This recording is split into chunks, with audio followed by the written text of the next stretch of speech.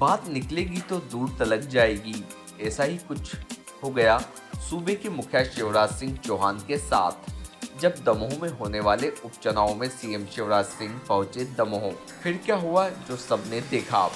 जैसे जैसे मुख्यमंत्री का काफिला जनसभाएं करता हुआ आगे बढ़ रहा था, ठीक उसी तरह कदम कदम पर विरोध प्रदर्शन भी सीएम का इंतजार करता रहा। लेकिन बेचारे सीएम एक एक वोट के मारे इन सबको नजरअंदाज करते गए और काफिला आगे निकलता गया। आइए दिखाते हैं कुछ पहलू मुख्यमंत्री के दमोह दौरे के। अलग अलग समाजों की बैठक कर जनसभाओं को संबोधित करने और राहुल सिंह के पक्ष में वोट करने की अपील करते देखे गए मुख्यमंत्री। जब सीएम शिवराज सिंह का काफिला शहर की सकरी गलियों में एक एक वोट के लिए गली गली घूमता नजर आया, लेकिन मुख्यमंत्री का विरोध सबसे पहले सिद्ध क्षेत्र बांदकपुर में ही शुरू हो गया था, जहां उनकी सबसे बड़ी सभा हो रही थी। सभा के पहले भगवान भोलेनाथ के दरबार में दंडवत हुए और सभी के लिए प्रार्थना की।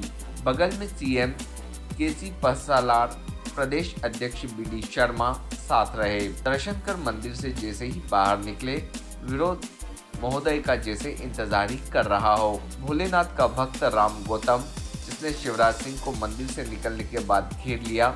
फिर क्या हुआ, आगे जो हुआ सबने देखा और सुना।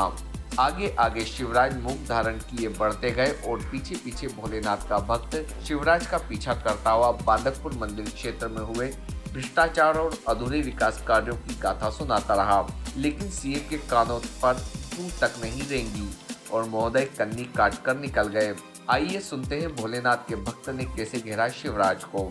आज श्री जागेश्वर नाथ धाम बांदकपुर में माननीय मुख्यमंत्री जी का आगमन हुआ और आज शिव भक्तों के द्वारा जो वर्षों से श्रद्धालुओं को अनियमितता हो रही है, परेशानी हो रही है, उन सभी सामान्य श्रद्धालुओं के विषय को माननीय मुख्यमंत्री जी के सामने जैसे ही वो मंदिर के द्वार से बाहर निकले, वैसे ही शिव भक्तों की ओर से उनके सामने विषय रखे गए। एक लिखित ज्ञापन दिया गया है जिसमें श्रद्धालुओं के लिए साफ पीने का पानी, सुलभ कॉम्प्लेक्स की पर्याप्त व्यवस्था, रात्रि में रुकने के लिए धर्मशाला और अन्य सुविधाएं व्यवस्थाओं के लिए एक लिखित ज्ञापन और निवेदन माननीय मुख्यमंत्री जी से किया है। क्योंकि वर्षों से शिव भक्तों के द्वारा विषय उठाए जा रहे हैं और निरंतर पूरे क्षेत्र के श्रद्धालु बांदकपुर धाम जाते हैं, लेकिन उनको छोटी छोटी समस्याओं का सामना करना पड़ता है।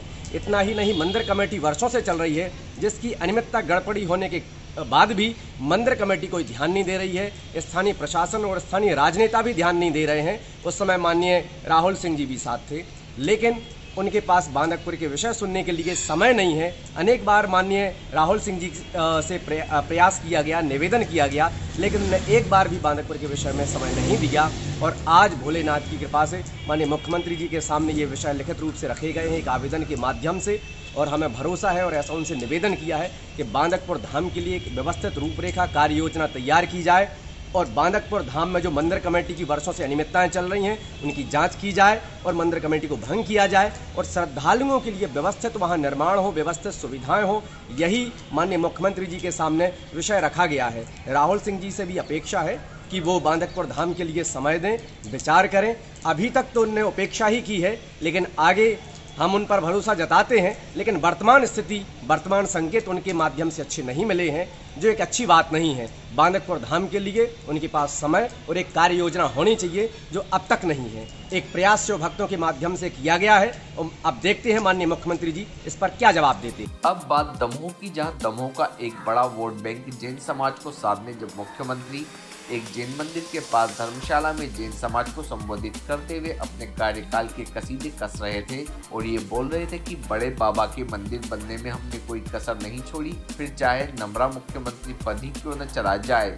लेकिन मुख्यमंत्री महोदय ये बात बोलते वक्त ये भूल गए कि जो दमोह से जैन सिद्ध क्षेत्र कुंडलपुर रेल लिंक की केंद्रीय यात्रा द्वारा स्वीकृति देने के बाद जो प्रदेश की स्वीकृति मिलनी थी, उसे इन्हीं शिवराज जी ने रोक रखा है।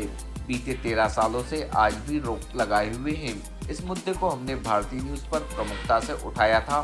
सभा के बाद हमारे संवाददाता इम्तियाज चिश्ती ने जब मुख्यमंत्री शिवराज सिंह से दमोह कुंडलपुर रेल लिंक के बारे में पूछा, तो यहाँ भी जनाब सवाल से बचते नजर आए।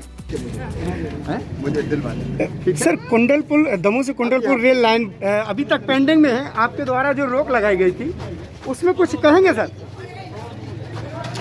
शिवराज सिंह चौहान का दमोह में चुनावी सभाओं के अलावा 16 जगह कार्यक्रम था, जहां अलग अलग समाजों के मुखियाओं से संवाद करके भाजपा प्रत्याशी राहुल सिंह के पक्ष में वोट करने की अपील की थी।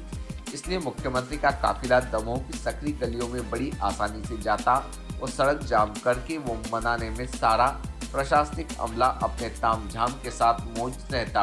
इसी बीच जब सीएम उमा मिस्त्री की तलैया पहुंचे, वह भी विरोध शिवराज सिंह के स्वागत में खड़ा था, लेकिन यहाँ विरोध कुछ अलग ढंग से था।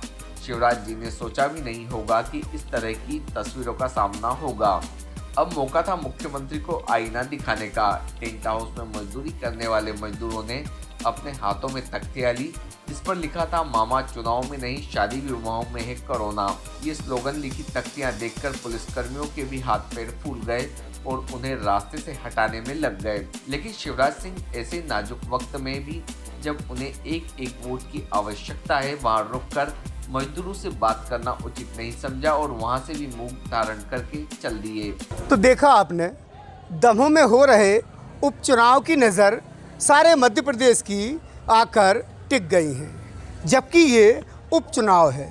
न सिर्फ भारतीय जनता पार्टी का एक एक कार्यकर्ता बल्कि प्रदेश के मुखिया शिवराज सिंह चौहान भी इन सकरी गलियों में यूं मान के चलें कि खाक छानते फिर रहे हैं और एक एक वोट की कीमत अब प्रदेश के मुखिया को भली भांति हो चुकी है। दमोह जिले में बीते 3 दिनों में 4 से 6 सभाएं आयोजित करने वाले प्रदेश के मुखिया शिवराज सिंह चौहान ने दमोह में डेरा डाल के रखा है। न सिर्फ प्रदेश के मुखिया बल्कि पूरी की पूरी कैबिनेट ने अपनी ताकत झोंक दी है।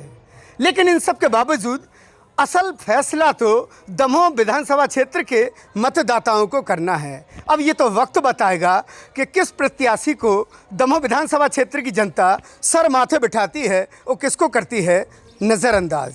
इम्तियाज़ Chishti, Damoh. Subscribe now to most exciting channel ever.